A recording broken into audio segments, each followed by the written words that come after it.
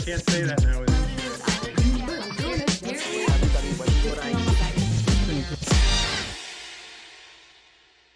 Welcome to the Ultimate Client Strategy Podcast. I'm Lisa Rosenthal, and this is my partner, Bruce Lindman. And we are joined today by Laura Winston, and we couldn't be any happier to have you with us, Laura. Welcome. Thank you. I'm so glad to be here.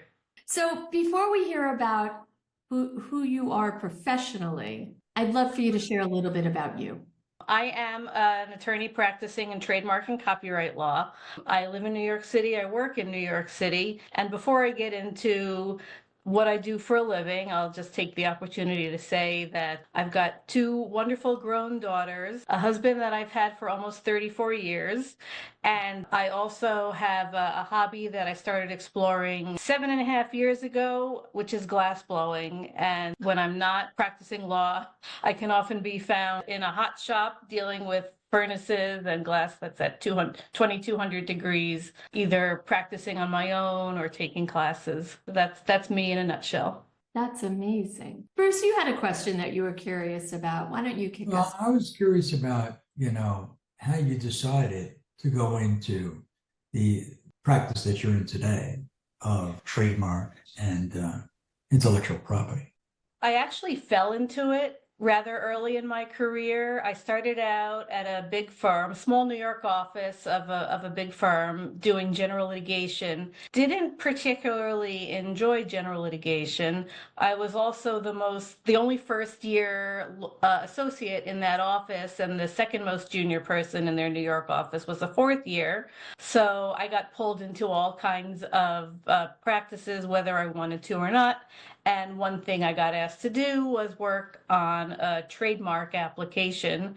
And I said, yeah, sure, if you tell me what that is, because I had no idea myself. Then I got more and more involved in that type of work, discovered I really liked it. While I was still at that firm, I became about half general litigation and half intellectual property focused, and eventually moved on to other firms where I've practiced pretty much 100% intellectual property ever since. It was just because someone came down the hall one day and said, I need some help with this, that I ended up building a career around this. There's no coincidence. Exactly. Well, maybe not. I'm not sure. There's no coincidence. You took you took the right road, and you love what you do. Considering I didn't enjoy litigation so much, I think that really is the case. So Laura, why would somebody need a trademark attorney? So I like to say that if you have a business, you have a brand, and it's just what you do to protect and enforce your brand that gives it its value. So there are a number of people who take sort of a do-it-yourself approach with brand protection. They will try to register trademarks on their own, or they'll work with, I'm not going to name any names, but some of those DIY companies that have platforms that allow you to do everything from, create your own will to, do a prenup to sometimes a trademark application. And I've seen a lot of pitfalls with people taking that route. In the US, there's a platform that we use to prepare and file trademark applications. And that platform, I think, is deceptively simple. It looks like it's very easy to DIY it, but what you don't know is that you could be putting in information that's incorrect, that's going to cost you. The filing fees can be, anywhere from $350 to thousands of dollars, depending on what the nature of your business is. And you want to get that right from the outset. And I've had clients come to me and say, I've filed it myself, and I had problems, and I never got my trademark registration. And sometimes those problems can be fixed and we don't have to go back to the drawing board. And other times it just requires starting over from scratch. So, if you make the investment now, then you can avoid having to go back and try to fix problems down the road, which can be more costly. Sure. I don't know a lot about trademark, but I do know that there's endless categories with images, without images, right? Something could seemingly be okay, but really it isn't. At one point in my professional life, I attempted to file a trademark and learned that there were 9 people ahead of me And none of them, with very similar concepts as me, we all had a little bit different take on it, but nobody was given a trademark.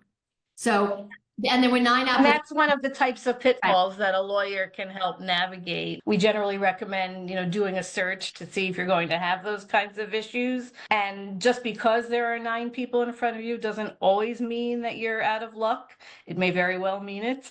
But to have somebody who knows the ins and outs of how things work is really, the best way to try to navigate those kinds of minefields. Yes. So to your point, the only reason I knew that there were 9 people ahead of me, and I didn't know you at the time, but I did engage an attorney to do the search for me. And that's what came back. I was advised that my money would be better spent elsewhere. Right. So, I think you probably got good advice in that case. yeah. Yes. And you have to be willing to defend the trademark, right? The other thing is that once you have it, if you're not prepared to enforce it, you don't really have anything of value. So it's good to monitor, know what your competitors are doing, keep an eye. There's watch services that allow you to check and see if other people are using or have registered the same or similar trademarks. There are even services that will let you know if someone's tried to register a domain name with your trademark in it.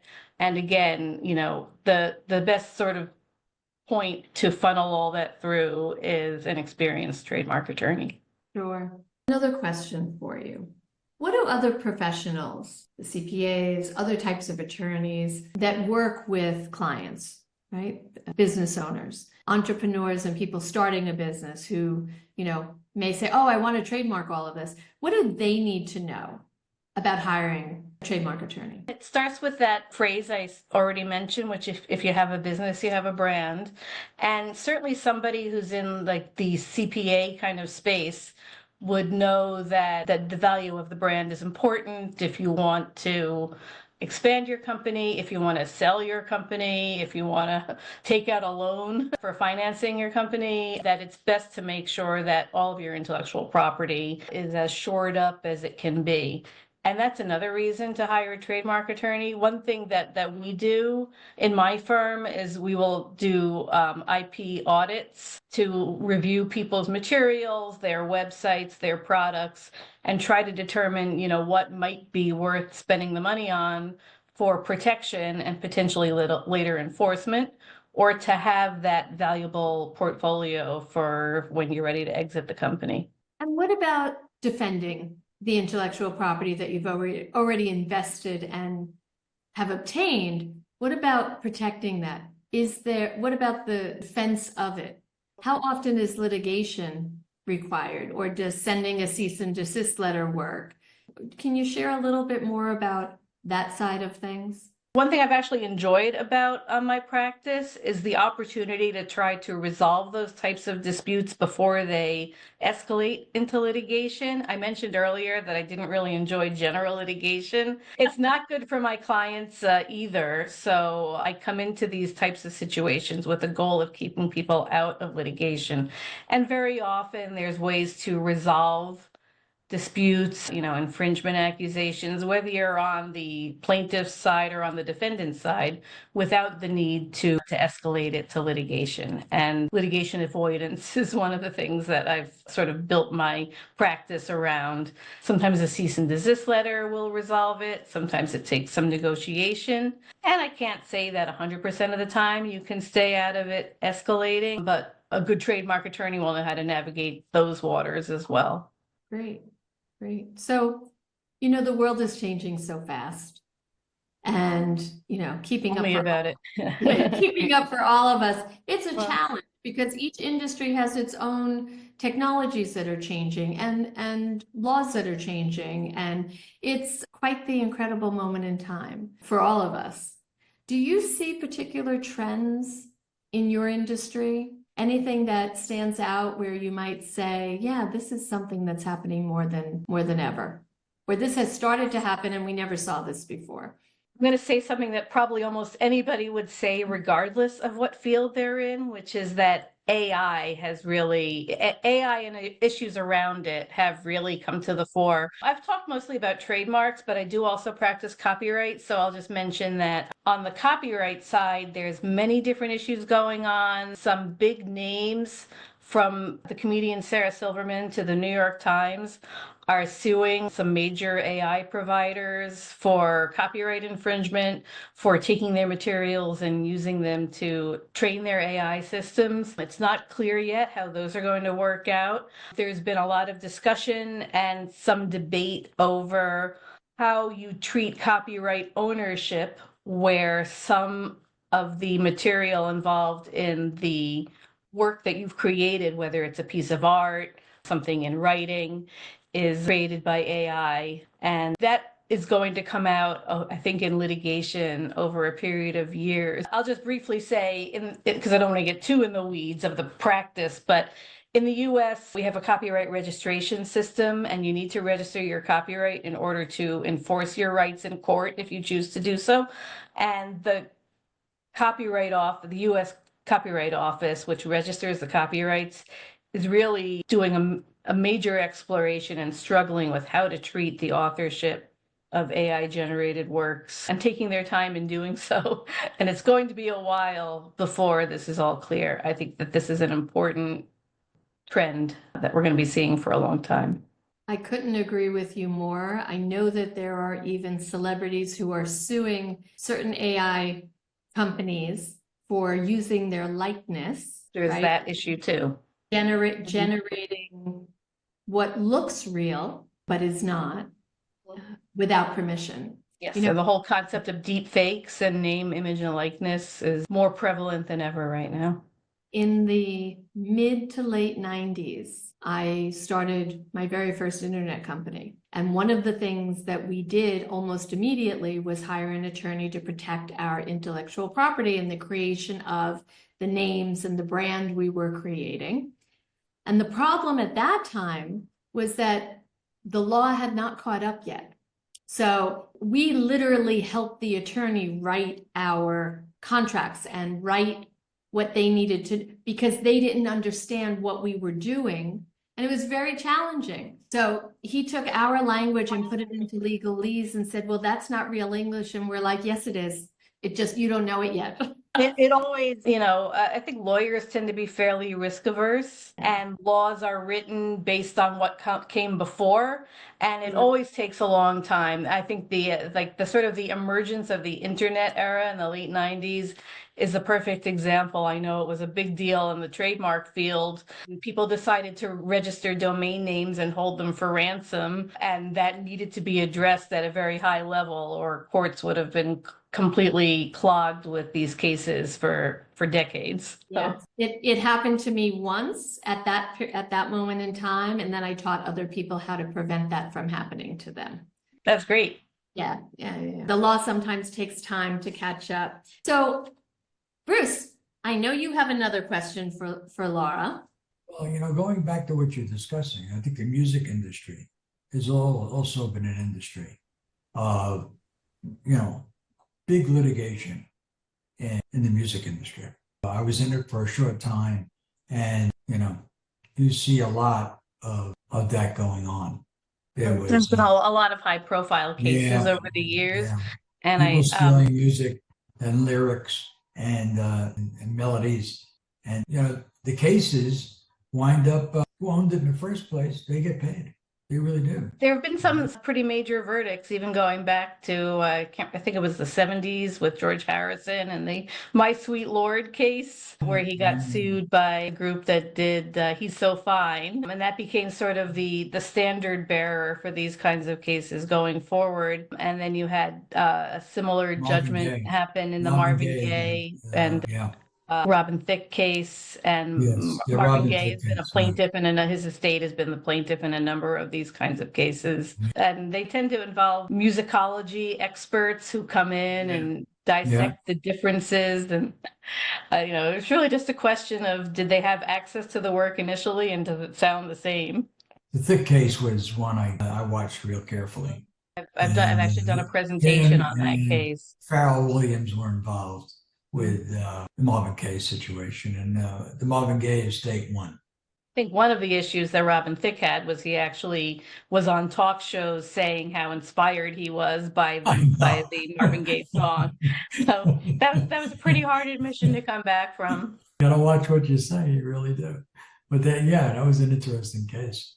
All right, I have a question about if you didn't go into law, what would you have done? Is there any burning desire that you didn't go forward with? Back in the day, before I went to law school, I was actually a child development major as an undergrad, and I was interested in doing something working with children. I didn't necessarily want to just go into teaching, but I took courses within my field on child psychology, on social policy for children, child advocacy. It was the child advocacy course that kind of started to steer me towards going to law school in the first place.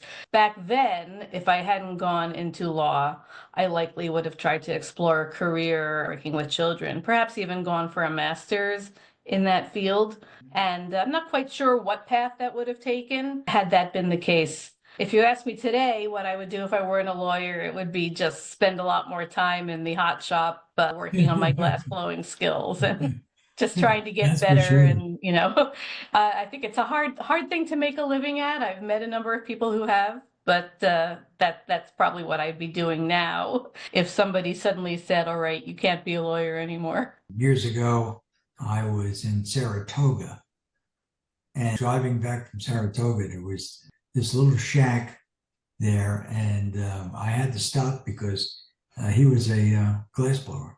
And I spent about an hour there talking to him and watching him do his work. It's remarkable. Really Amazing process. I enjoy the process as much as I enjoy whatever result I get, sometimes more, because I don't always get the best results. That's great. That's great. That's awesome. So, Laura, one more question, and then we'll let you get back to your day. But do you have a particular daily habit or routine that helps keep you grounded?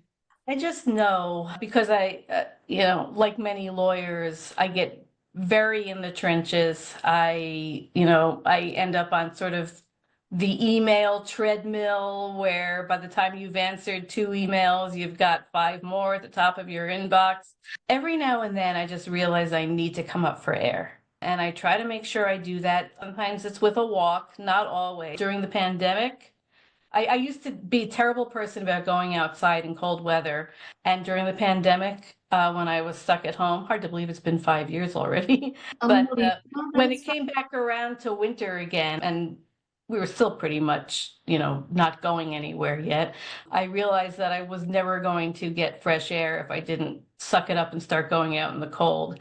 And that's when I really began to feel the value of that daily, just that break, that head clearing, fresh air, bundle up if you need to. So that's one of the things that helps keep me grounded. And I'll tell you, there are days, you mentioned a daily routine. There are days I don't get to it and I feel it. Like if I go through 1 or 2 days without that kind of stepping back, stepping away, it's a rough week when I don't do it. And that helps to remind me to do it. Well, it's great advice. Do you have any last words or anything else you'd like to share with us? It's been such a pleasure getting to know you a little bit more and about your practice. Thank you so much. I wish I had some wrap-up words prepared, but I've really enjoyed this opportunity to speak also. Wonderful. Well, thank you again. We look forward to hearing from you better. How can folks get in touch with you? I'm on LinkedIn. You can just type in Laura Winston, and my firm is Offit Kurman, so I should be pretty easy to find that way. And I can be reached at lwinston@offitkurman.com. Or if you just plug Laura Winston, trademark attorney, into Google, I've been at this long enough that I think you'll find me that way as well. That's great. We're also going to provide all of your contact information for anyone that can't find you through those things. So thank you again. So much, Lisa. Day. Thank you. Pleasure. Take good care. Thank you.